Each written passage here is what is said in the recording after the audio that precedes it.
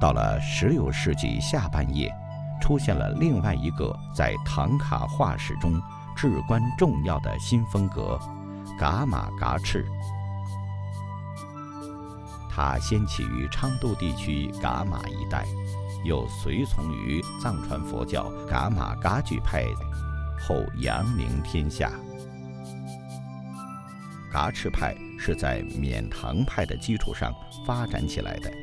其特点是风景部分更为写实，与汉族的青绿山水基本一致。近处的树木、岩石画得具体而真切，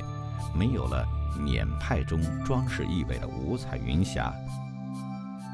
也没有了可搬动的以固定造型单元方式出现的群山，更像是独幅山水画构图。在绘画技法上，有着汉地工笔人物画的迷人效果，三繁九染，淡雅文如，色层薄而丰富。从实色到水色，从透明到重彩，半遮半透的表层下，又透着底层色。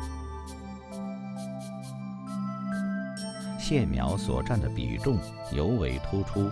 轻重粗细又转折顿挫，体现着画师对线条的理解程度及深厚的线描功力。诸佛菩萨的造型学习早期印度的铜雕作品，体态优美，富于韵律，神情沉静肃穆。在诸高僧活佛的肖像中，追求肖像画的表现，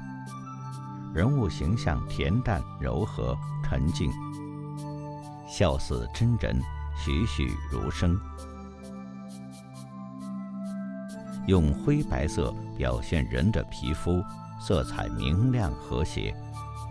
画面呈现高级雅致的冷灰色调，有着高深而敏锐的色彩修养。噶赤派体现出的优美诗情和淡远意境，